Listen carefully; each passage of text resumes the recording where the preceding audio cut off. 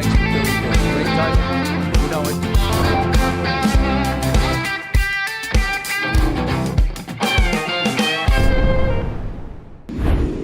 Hot Mics. Hello there. I'm Billy Bush.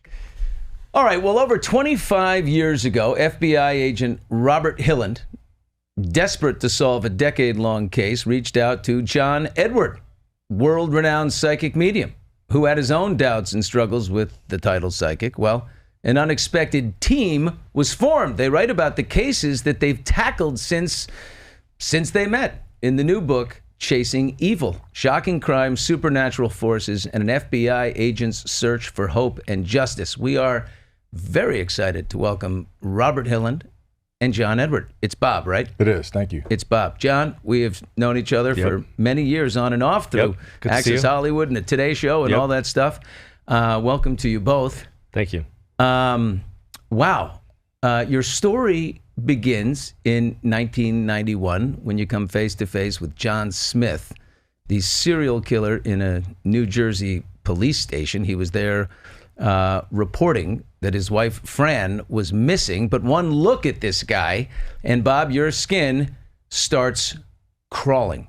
Right. What did you see? What did you pick up? What did he look like when you approached him? Well, back in 91, I was a police officer in a small town called West Windsor, New Jersey. And October 4th of 1991, he came in to report his wife missing. I saw him from across the lobby, and he just stood out at me. There was something cold and unusual about him.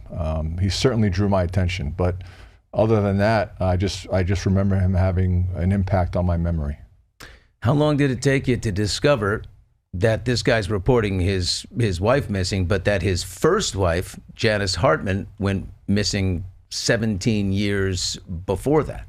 Right. So back then, as a police officer, I was not involved in the original case. I was a young cop wearing a uniform. The detectives working the case learned that this same guy was married to a woman who disappeared in 1974.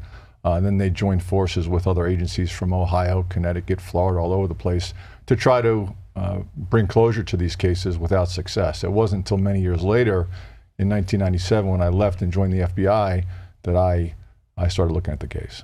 And Janice's, the first wife, her remains were discovered in a plywood box by like construction workers or something, 6 years or so after she goes missing. They find her.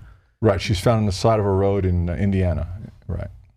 And so then it becomes evident that this man, John Smith's brother, had been withholding information the whole time about the first missing wife, that he had seen his brother John building a plywood box, basically building a coffin. That's absolutely right. And the brother held this family secret for many, many years until 1999 when we approached him, and then he agreed to cooperate and told us the specifics of what happened with Janice. How did all of this lead to John Edward? You look like a very concrete, sequential man. Someone who's not, like, hey, I'm going to call a psychic on this one. That had to be probably a reluctant act for you. 100%. I'm the last guy in the world that would be talking to a psychic. I'm a man of evidence and logic and evidence, that kind of thing. I had heard John on the radio back in 98. He was on a New York radio station, was very popular. And I remember hearing him claim to connect to people on the other side, and I thought, how ridiculous is this? How could people even believe this? And I would shut the radio off. I'd hear him again and again, and then one day... So he kept coming back to you, you kept just running into him? On the radio, right? During my commute to Manhattan. I worked in New York, and I had many, many cases at the time, but this particular case you referenced, the original investigators had run all investigative leads to the ground. There wasn't anything they necessarily missed. So here I am many years later trying to breathe life into this case with nothing but dead ends at that point. So at some point I heard John, and I said, you know what, I'm going to call this guy. And to be candid with you, very much a skeptic. I absolutely, in my mind, believed he was a con, but what if he wasn't? That was the foyer. I called his office, and they invited me in, and that's how I met John. John, what was the first conversation like with Bob?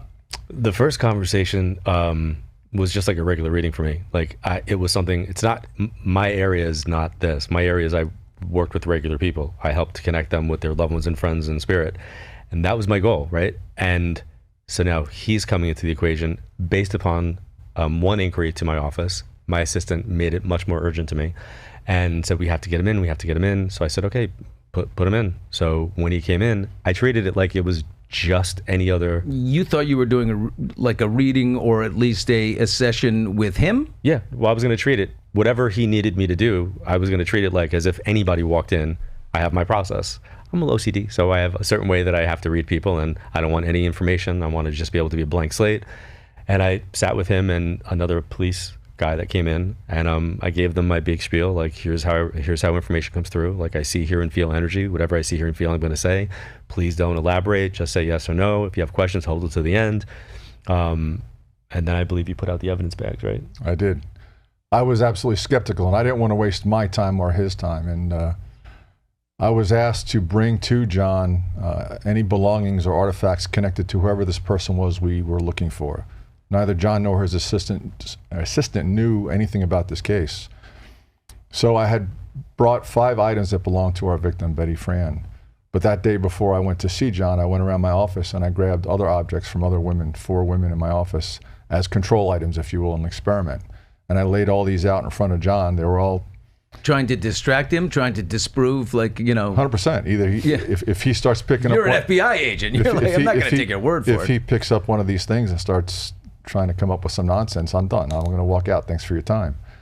And in the beginning, he looked over these objects, and I vividly remember he kind of put his hands out and he pulled these objects away and kind of set them aside, and he said, I don't know what these things are, but they have no relevance to why you're here. And then he picked up, it was a pair of eyeglasses that belonged to our victim, and started providing information that was so specific. It wasn't ambiguous things. It was very, very specific that was utterly impossible for him to know.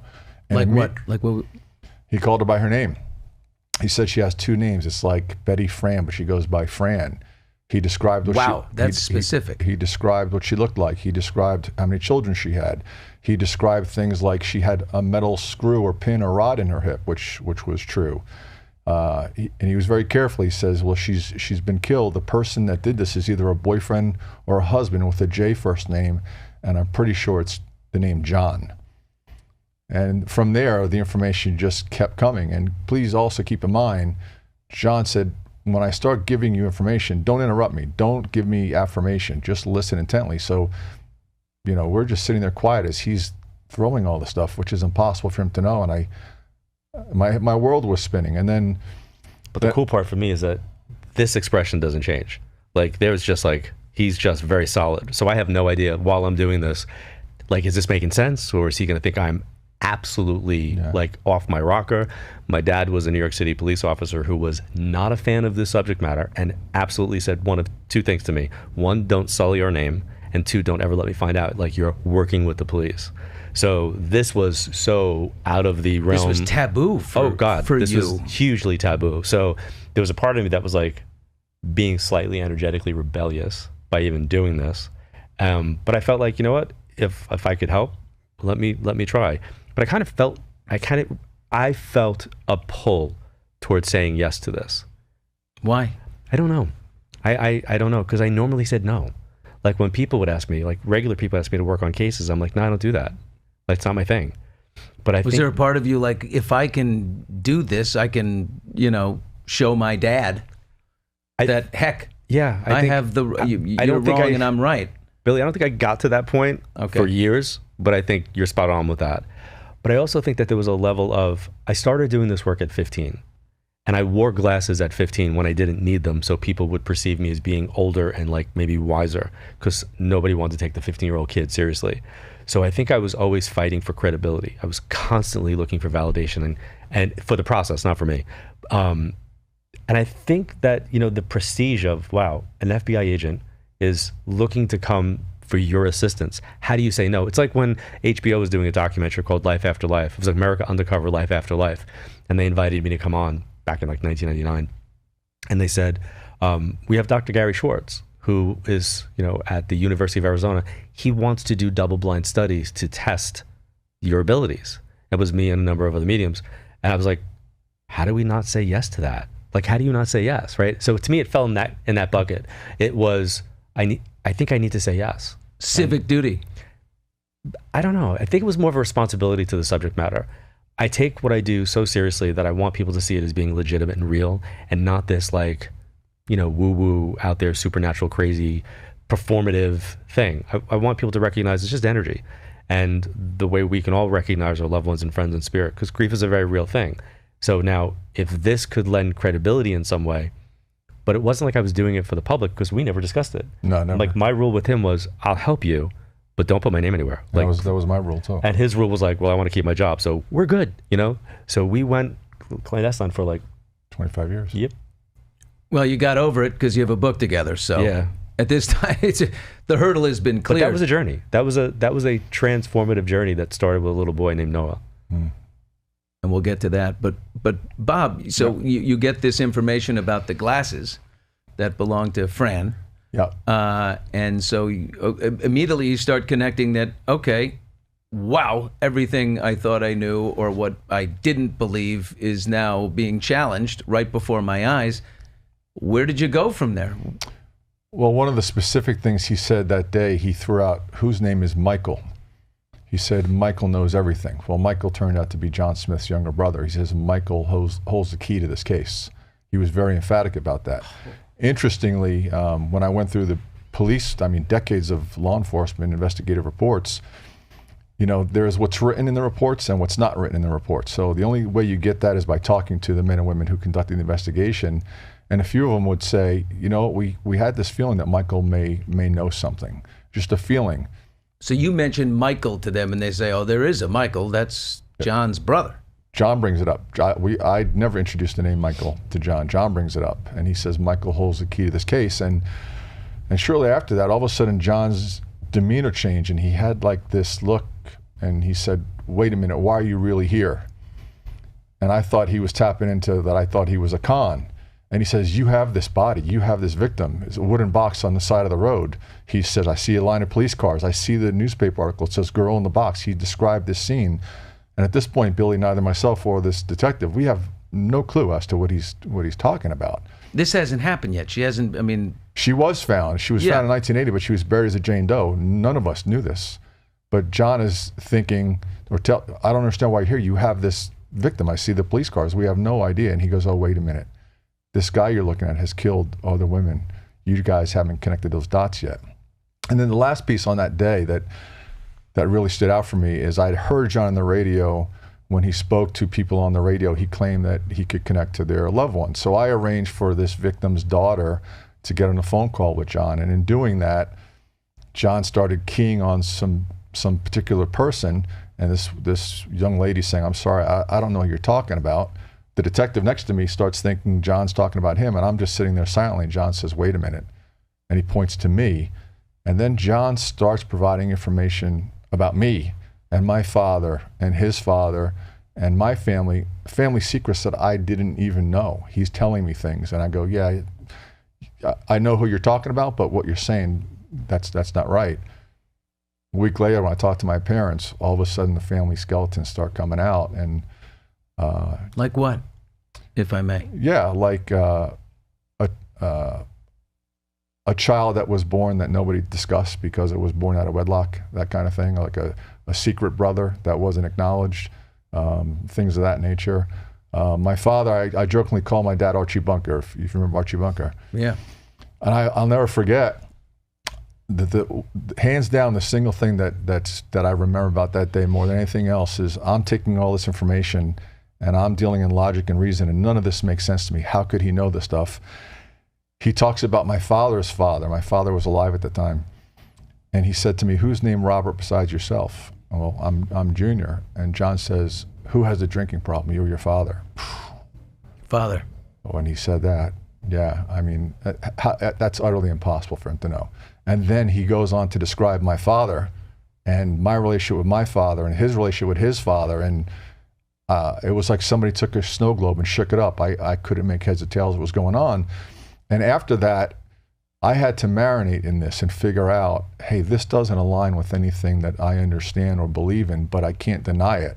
So I think that forced me to ask more questions, and I wanted to understand more, and that kept bringing me back to John with this case, which ultimately, by circumstance, bled into the next case and the next case and the next case over 25 years. So you had this from childhood, you call it this instinct to protect. And that comes from your childhood. Was your father abusive as well as alcoholic? My dad was a tough guy, I'll say that. I'm the oldest, so, for whatever that means, I'm the oldest of 5 kids. I don't want to say my dad was abusive. He was a hard man. He was a hard man. And John, a lifelong struggle, balancing the spiritual, which you knew you had a connection to, and the logical, which is your father. Yeah. Right? Everything logical with a New York cop.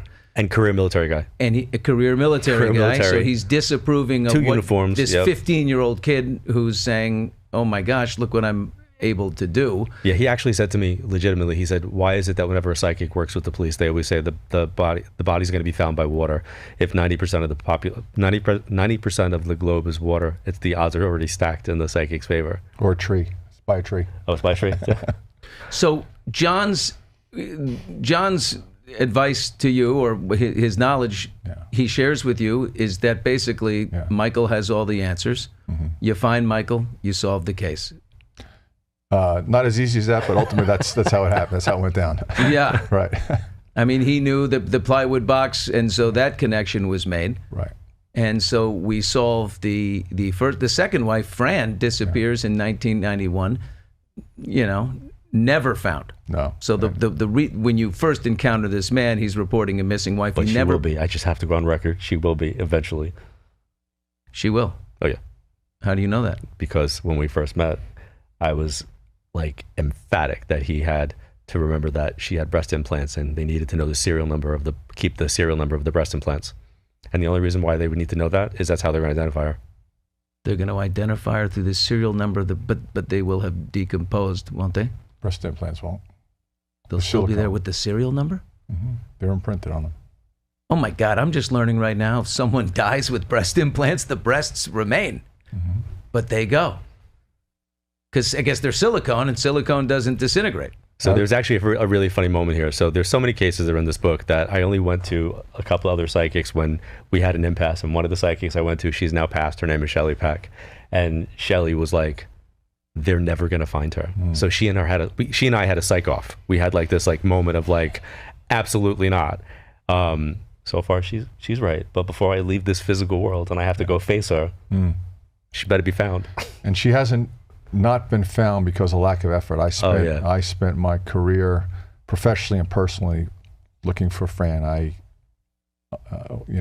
did more than you can imagine, and all for a good cause. But I believe the word would be sacrifice, dedicated. Yeah, I don't know. Does it still bother you that you haven't found Fran? Or I'm at peace with it now, but that only came recently, right? Every strength represents a converse weakness. I'm like a dog with a bone. I can't let things go, and then I think with age and experience comes some degree of wisdom, and I realized that at some point you have to let things go. I know Fran is okay. Fran's on the other side. I hope she'll be found for many reasons, but I want the family to know that I genuinely cared about her and them and all the cases I worked. I was genuinely invested, and it to your question, does it bother me? It felt like I ran the ball 99 yards, but I couldn't get into the end zone. That's what it felt like. Wow. Well, I mean, John, is it possible that Fran will communicate from the other side and tell you where the body is, her breast implants are? It hasn't happened yet. I think what's important. Is it your hope that it does? Do you think it could? I don't think we're the ones who find her. I think she winds up being discovered in some capacity, the same way Janice got discovered, and then the dominoes will fall then. But as we discovered and we talk about in Chasing Evil, there's a journey that Bob goes through. So there's so many different stories that people pay attention to while they're reading this. One is there's the supernatural element of the psychic guy helps the FBI guy. And then there's the true crime part of it, where there's the FBI guy is solving cases and doing what he's doing. But then there's the personal side of it, where we both discovered that there's this journey that we're going through. I didn't realize, Billy, that I was seeking my dad's approval, and indirectly it was coming through him because it wasn't obvious to me. To me, I was like, all right, I'm going to try to stretch my abilities, and I'm going to do this over here. Nobody's going to know if I can, or like if I epically fail here, who's going to know? Him. That's it. But it turned out to be something completely different. And then the parallels between us were kind of like, wow, that's kind of where I have that too. Oh, like my dad too. It's like, so there was like a journey of creating this kind of like brotherhood. Like there was this like unique kind of connection. And the wild part is I think we've been in the same room now, if over 10 times in our 3 decades of doing this, right? Couple holiday parties. Yeah, sure. A barbecue. Yeah. Oh, it's mostly on the phone? Always on the phone, because I'm always traveling. So it's like my 25 years of solving cases, and you've been in the same room 10 times? Yeah. Probably That's right. it? Yeah, that sounds about right. I thought you guys would go on camping trips and like, you know, No, it's be like super tight friends. I'm constantly on tour. I'm constantly doing friends. I'm constantly doing friends. I'm constantly doing events. And then there'll be like these moments where like my phone rings and I was like, And my cases took me all over the world too, right? Yeah. So there's that element. So, you know, I think early on when you were filming Crossing Over in the beginning, I probably spent more FaceTime with you in the beginning. That's true. But There then were a couple moments there. over time, it was... And while Crossing Over was happening, so some of the producers have read the book, and they're like calling me going, all of this was happening while you were filming the show, and you never told us? And I went, nope. No. And she's like, and this woman, Christine, said, well, we used to see Bob come in, but you know, you had some serious death threats and you had some like big issues going on back Right. then. So Good cover. we just assumed that he was there for like those reasons. And I go, well, he did actually help out in some of those cases. But no, that's not the reason why he was there. Were you trying to prove something to your dad? My dad? Yeah. You're the oldest of 5. Yeah. Did he ever, numbskull kid, whatever, and then show him that, no, I'm a damn smart investigator? I think that's a great question. I think, you know, as a young guy, every young child, especially a boy, needs their father's affirmation. So I think I unconsciously was probably always trying to get that. And I don't think my dad had the ability to give me that affirmation. But you're probably right. There probably was some degree of that. I wanted to, you know, I wanted to make him proud, I guess. You know, make my family proud, make my colleagues proud. I wanted to do right by all these victims, by the FBI. I never wanted to let anybody down. And I think what's really cool from like my objective perspective, and I say this openly now that's out, I'm like, I never worked for the FBI. I worked for the BOB, right? Like that's who I worked for. So just to be really clear, this book was vetted by the FBI, right? Like 9 months. 9 months, yeah. So like, but I say this, I didn't solve anything. In the same way that a client comes to me, I But can't. you did. Well, I no, mean, you said he that did. the plywood box on the Yeah. side of the road has to do with this guy. So at least the knowledge that you helped Bob get made But my John Smith, the serial killer, at least. Yeah, but in my catch him. perspective, like when somebody comes to me somebody's in deep grief, right? And they come to me, I can bring through information. I can help them know that their loved ones and friends are okay. I can't fix their grief. It's what that client does with the information provided to them. He just took the information and he utilized it. Like he just kind of put it into his practice. Not solely, but it was something that was kind of like, I'm doing what I'm doing over here. Now let me look over here for this. So I think it's really up to the individual and their perspective when they come to this subject matter, whether they utilize it or not. And Bob, in his case, did.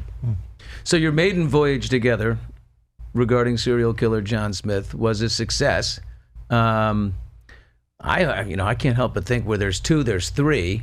So, what about the women in between these 2? He was nicknamed the mail order bride killer. I mean, did other dates, girlfriends go missing as well? Or John, do you believe there are others? Did he get away with other murders? You want to answer that first? Yeah, you can go.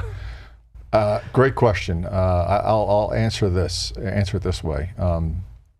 Does a guy kill a woman in 1974, another woman in 1991, have a history of soliciting prostitutes, has a history of being the most strange, bizarre guy who lives in this narcissistic, delusional world, and not kill anybody before, between, or after?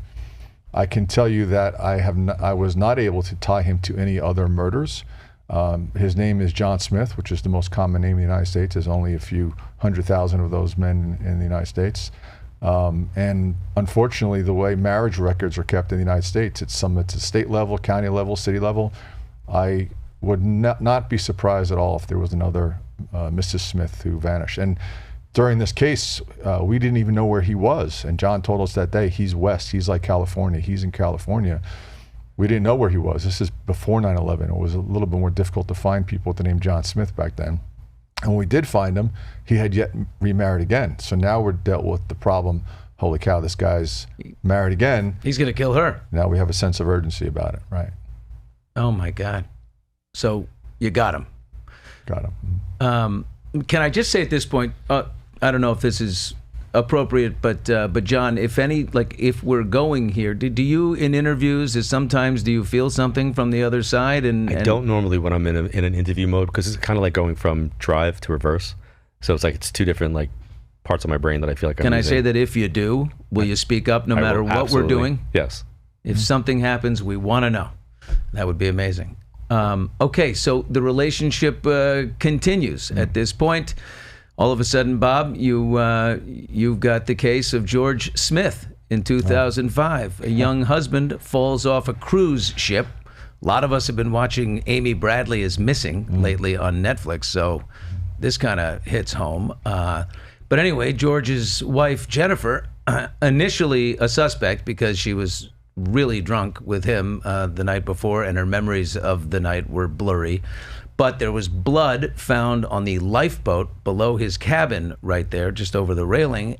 John, John alerted you to this case before it landed on your desk. Did you call him immediately?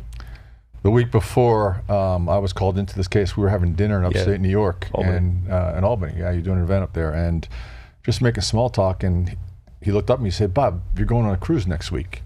I said, "Yeah, no, I'm not." He goes, "Yeah, no, you're going on a cruise ship. I see it." I said, "I think I would probably have tickets for that, right?" And he goes, "No, He goes, "Oh, wait a minute, you're about to be pulled into a case involving a cruise ship." And I go, "What?"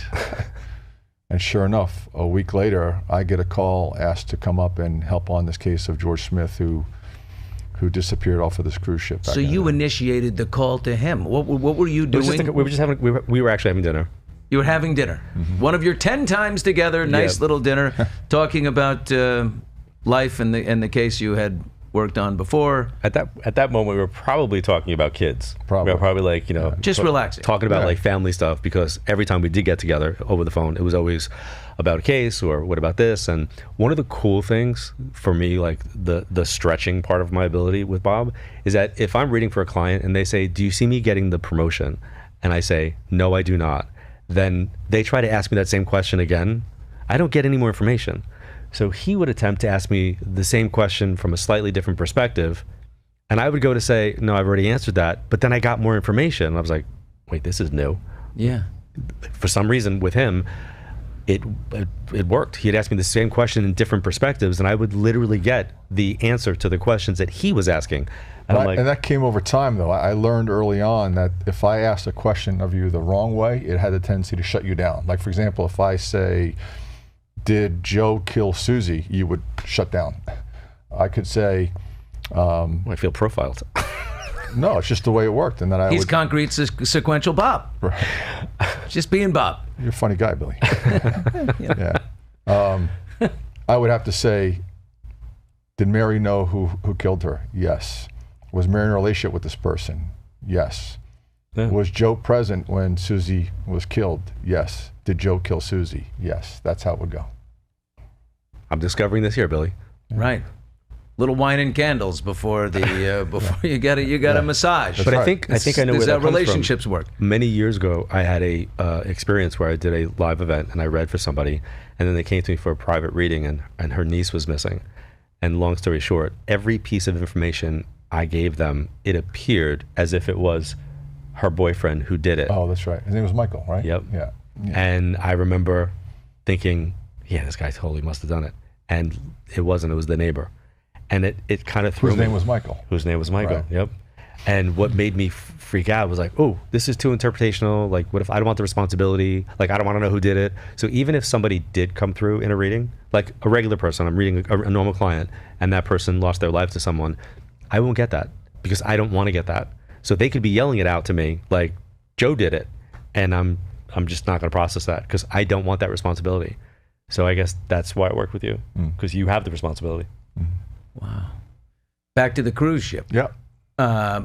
Jennifer, yeah. the wife of the deceased, she was blurry in her memories from the night before, but her polygraph was not. And you were very good at administering polygraph tests.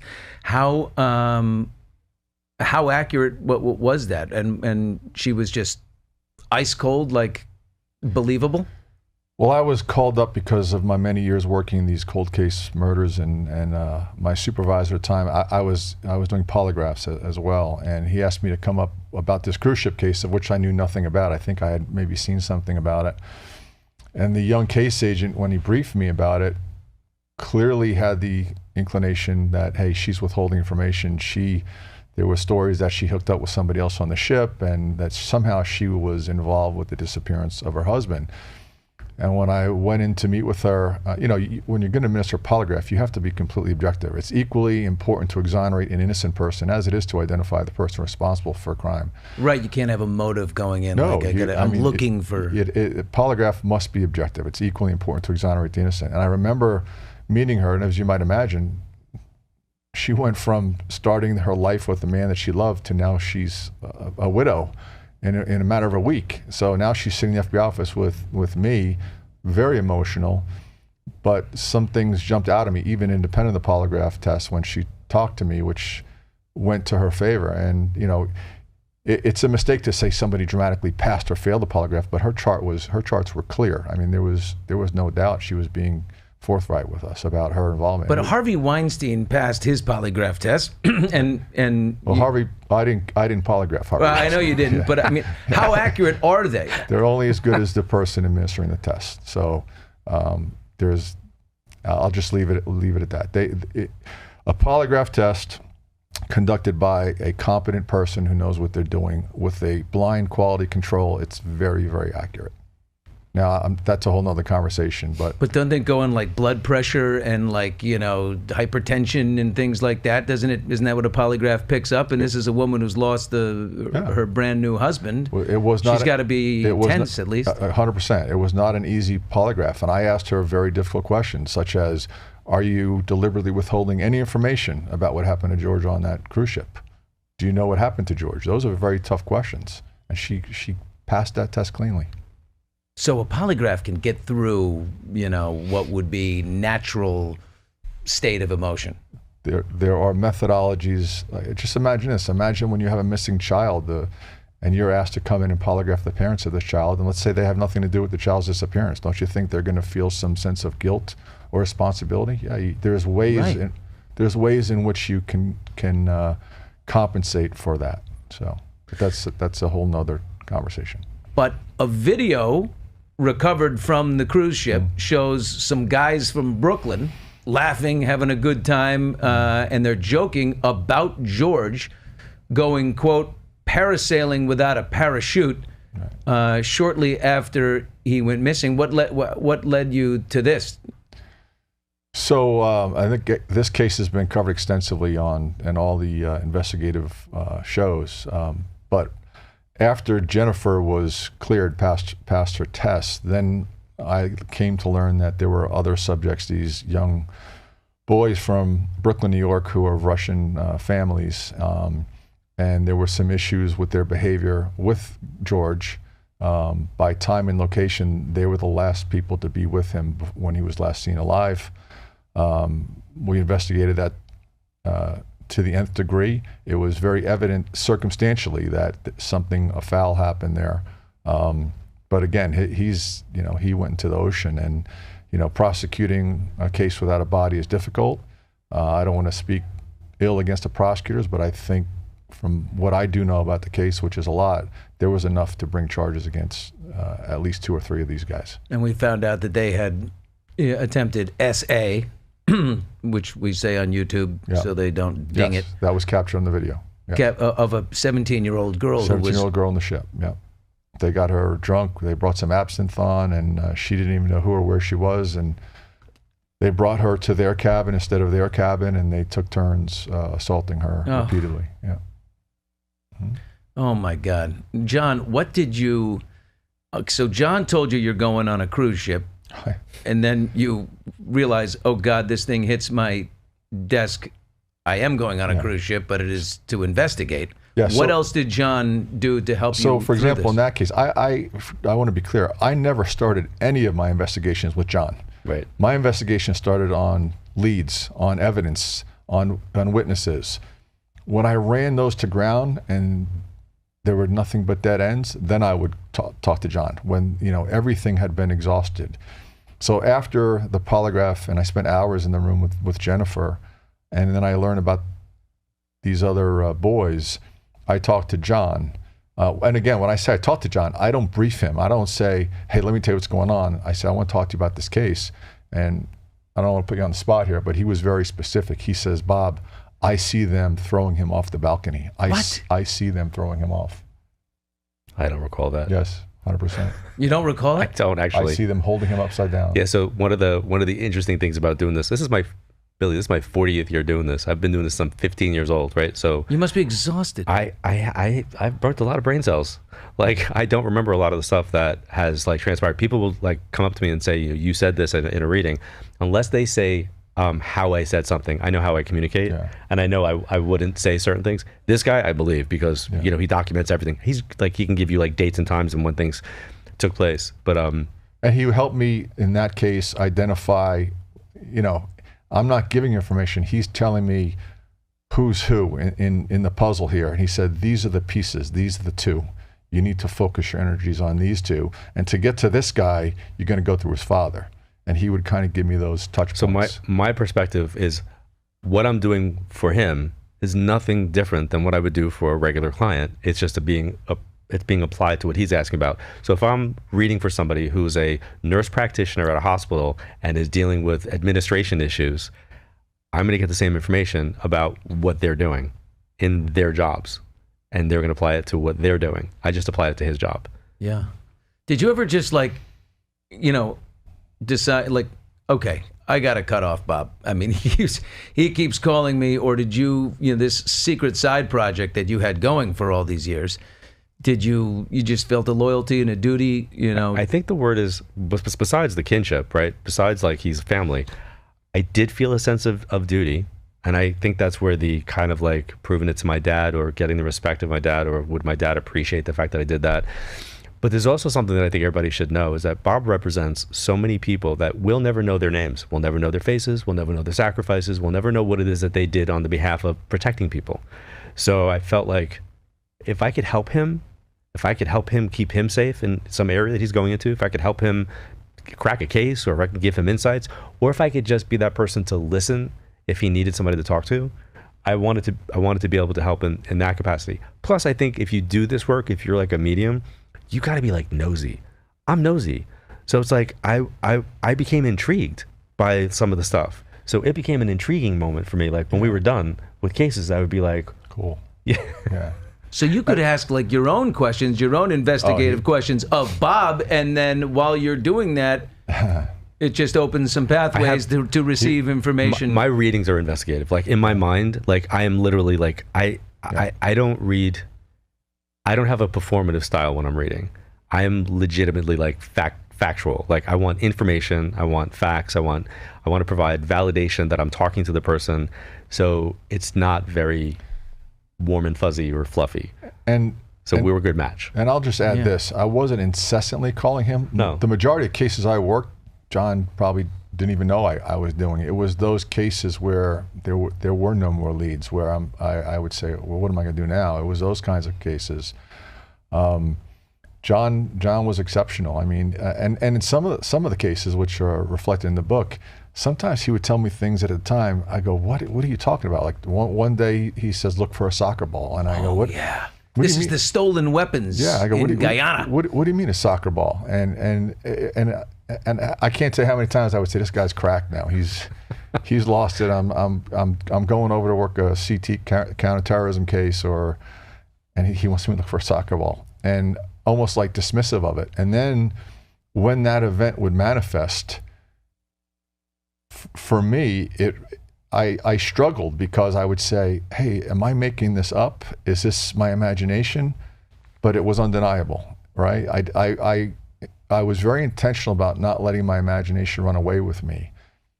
But there were things that were so specific that could not be denied. And I give the analogy of before we all had GPS, remember when you were lost, you stopped and asked some guy, hey, how do I get here? And the guy would say, go down this road, look for the red barn and turn left. Yeah. John was that guy sometimes. He'd say, you're going to see a barn, turn left. In some of the cases, that's the best example I could give you. He would give me those. He'd save you a lot of time. He certainly helped me to be more attentive to things that otherwise I would not have been.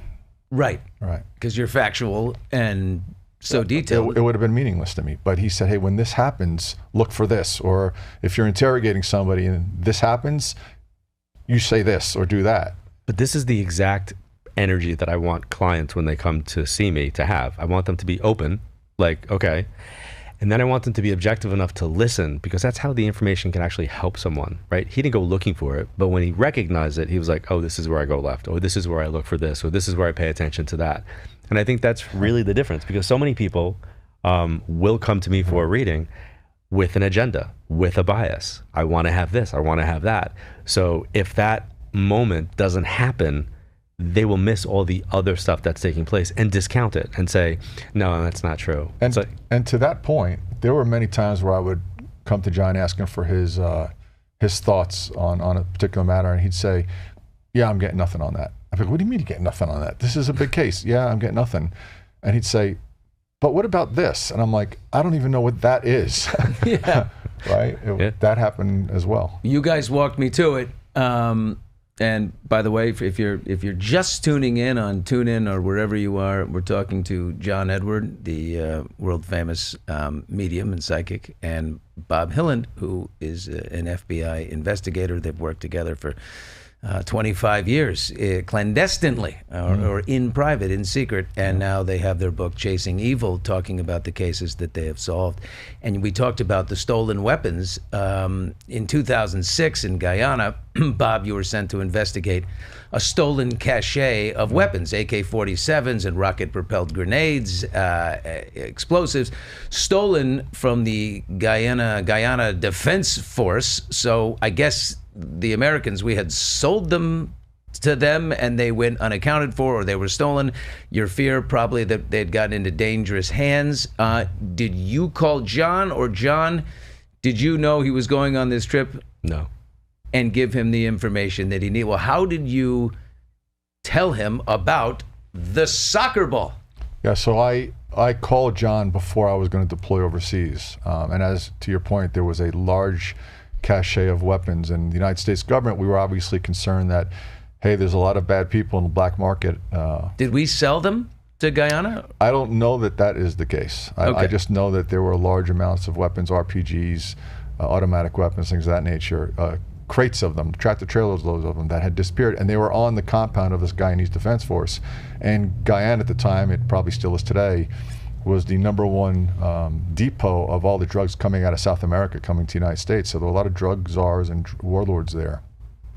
So I called John probably a week or two before I was going to go over there just to get his impression, say, hey. And just to kind of weigh in, we were always talking about the Betty Fran case, right? There was always a conversation that probably started about Fran in some way.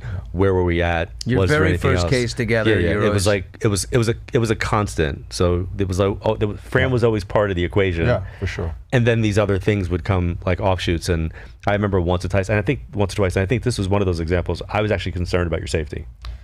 Yeah, that was a tough place. We weren't allowed to have weapons over there. It was not a good place to be. There were a lot of They kidnapping. provided you security, though, right? They had people with weapons who were supposedly looking out for you. They had people with guns, I'll say that. Okay.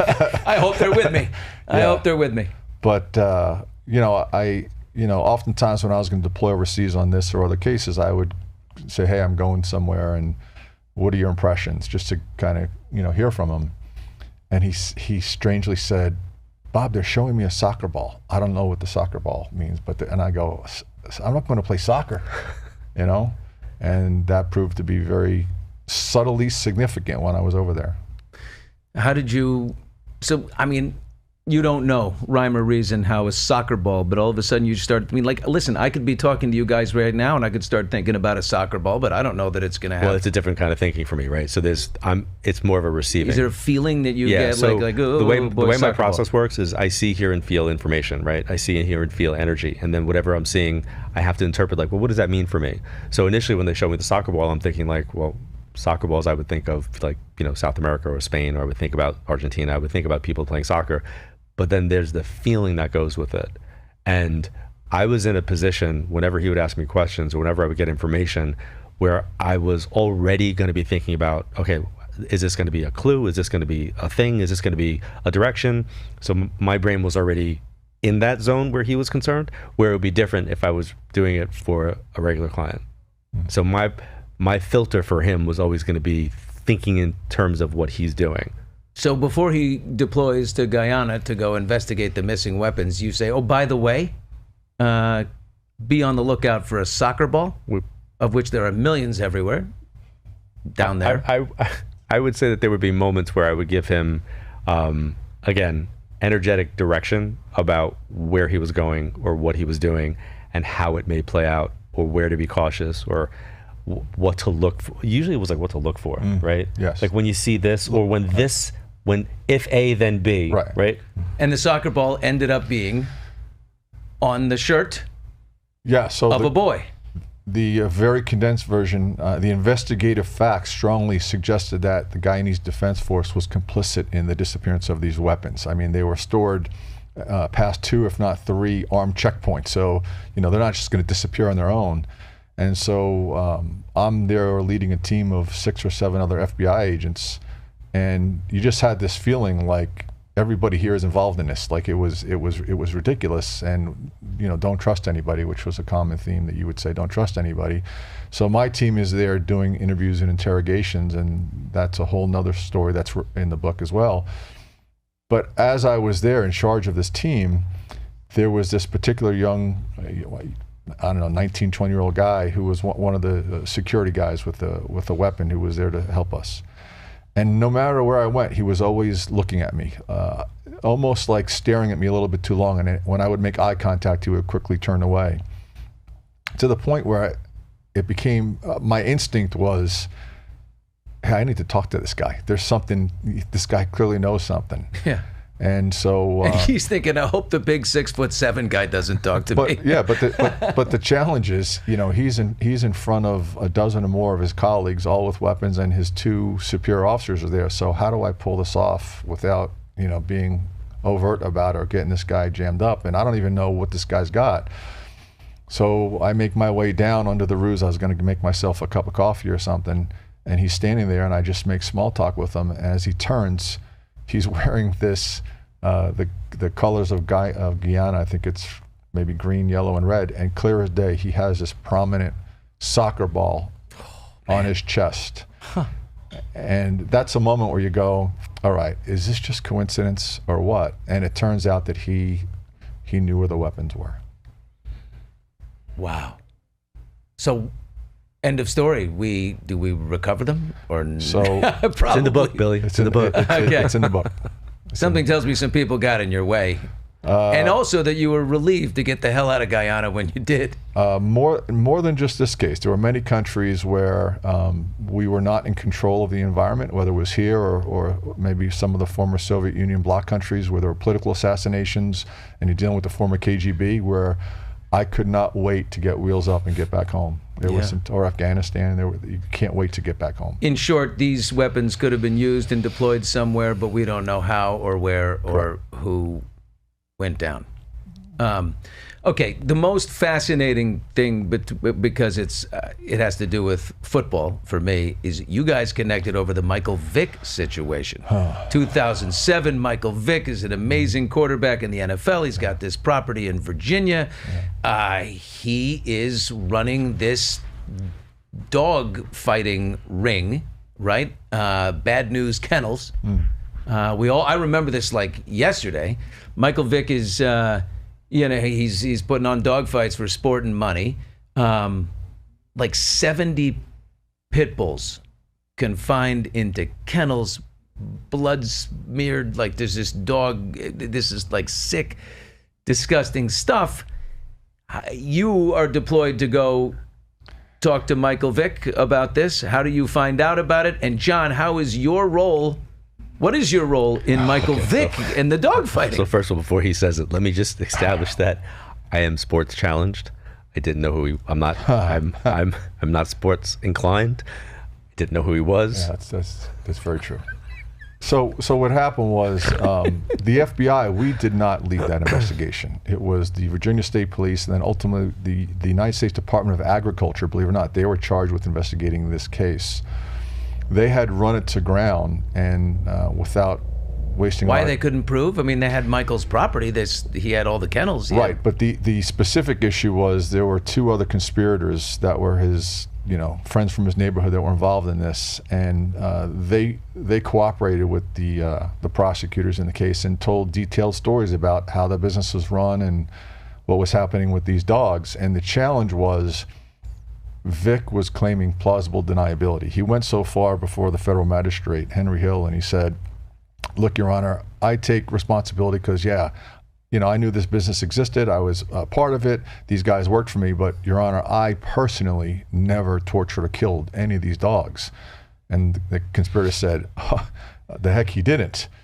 So the challenge became, unless he would confess that he was part in this, they were not going to be able to bring charges against him. And the federal prosecutors in the case, a guy named Mike Gill, didn't want to put these two guys up against a celebrity, right? Because these two guys had a rap sheet longer than me, right? And so putting these guys on the stand against Vick was not going to be a good thing. For Vick? Well, for the government, right? There's a credibility issue. If you've got two guys with a known criminal history testifying against this famous celebrity that's well loved, that plays into the case. So the United States Department of Agriculture with the Richmond, the United States Attorney's Office, contacted the FBI and said, "Hey, we need the FBI to interrogate and polygraph and interrogate Michael Vick." And at the time when this was breaking, it was all over the news, as you said. PETA was going crazy. Everywhere you turn, this was, he was a beloved football star, Atlanta Falcons. This had a lot of attention. And this was an FBI case. And at the time, I was the chief of the polygraph program. So when I was approached by it, I said, "Hey, I'm sorry you're dealing with this, but I don't think we want to get involved in this case. There's no good win here for the FBI, right?" You've already got two guys. Let's just take the two guys. Right, why do we need to take the quarterback of the Falcons? But it was clear the prosecutor's office was steadfast on this, and they contacted my superiors. And at the time, I'm talking to John, and John goes, "Oh yeah, this is going to happen, and you're going to do it." Now, why that struck me as funny was at the time we had well over 100 or more polygraph examiners in the FBI throughout the United States. I'm the chief of the program. I'd still conduct a test, but this would have probably been done by somebody else.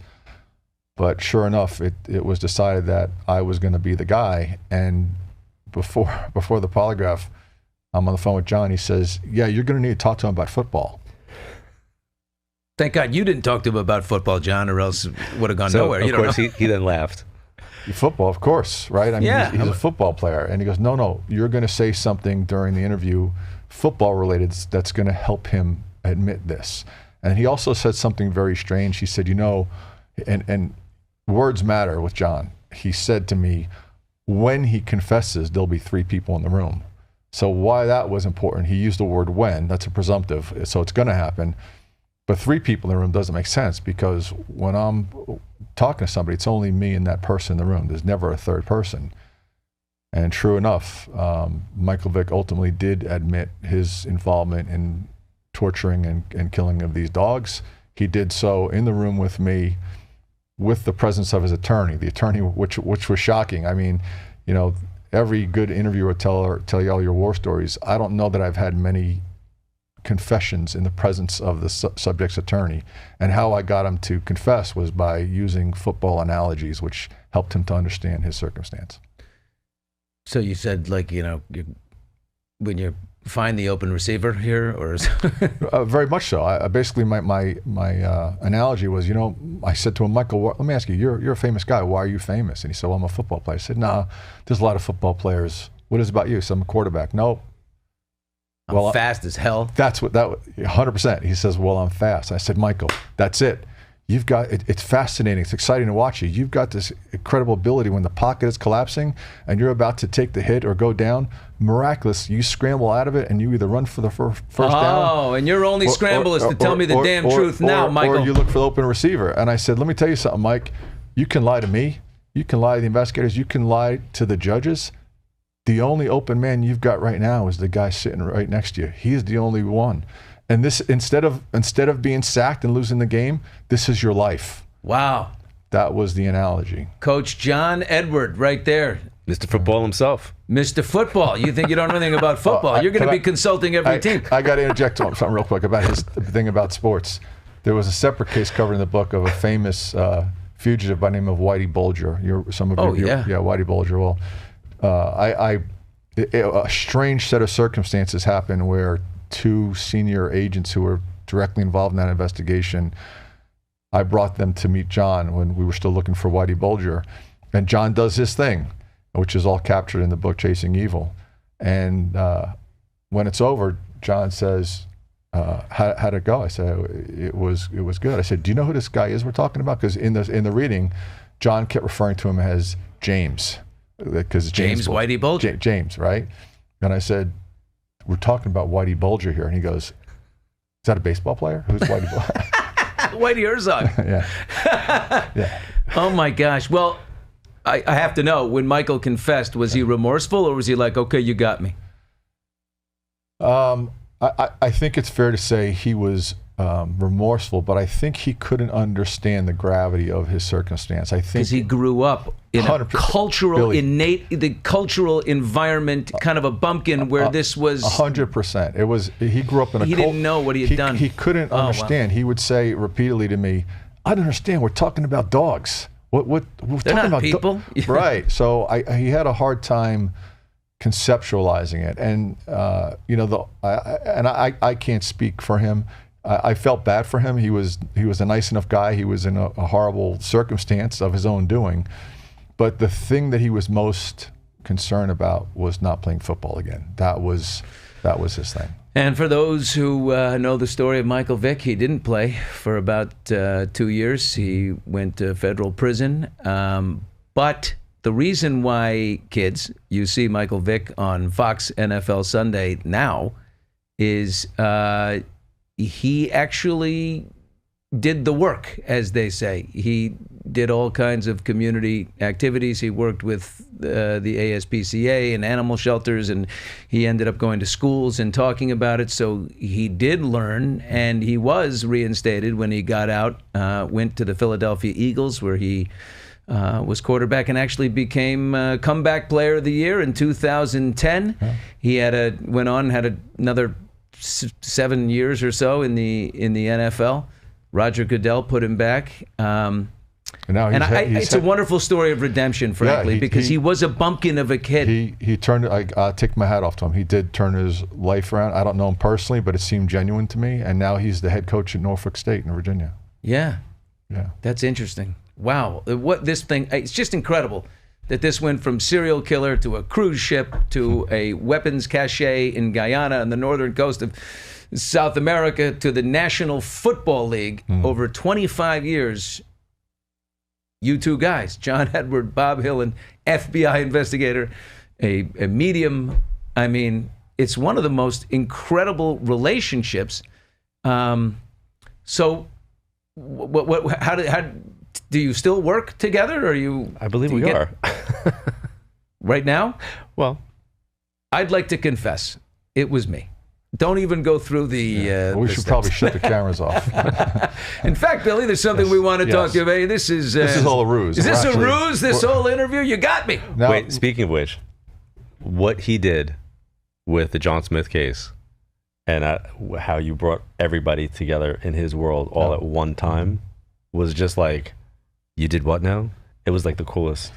For me, as the objective, like kind of watching this take place, how he orchestrated. So what he's referring to is I had the luxury of going back and speaking with all the investigators over the years who had looked at him, and what they would tell me is, yeah, we would bring him in, he would talk to us for hours, never confess to anything, but then he would go tip off his family and his friends and saying, hey, look, the cops may come talk to you. This is all nonsense. And lo and behold, when the cops did go talk to them, the family members, friends, they kind of knew it was coming, and basically interviews went nowhere. So what the point John is referring to is on May 5th of 1999, the plan was, I knew where John was working in Southern California. He had remarried. I approached him first thing in the morning. John Smith, not John Edward. I'm sorry. Yes, John Smith. Thank you. And I brought him to a hotel room. And once I was there, the room had 2 profilers next door.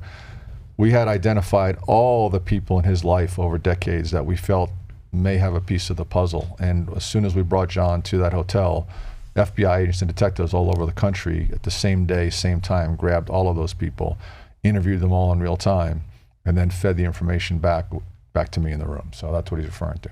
Wow. Well, you guys just brought it all the way back, full circle right there. There we go. John Edward, Bob Hilland, just incredible. Thank you. You know, I have to tell you, sitting here with a Bob and a John, I got a great joke about a Bob and a John. I'd love to hear it. And it's always, you think of Bob and John. Everybody always think Bob and John. That's my joke. Guy goes to this is a sharp turn. I hope we're okay here. Well, we chased evil for an hour, so now Yeah. we'll chase humor. Okay. So guy goes to the urologist. He has to get his prostate checked. He's hadn't done it before. He's very nervous. And the nurse tells the doc, there's a guy in there, he's very nervous about this thing. And the doc goes in and he says, listen, I understand you're nervous about the procedure. I want you to this is going to be very easy. It's 5 minutes, not a big deal.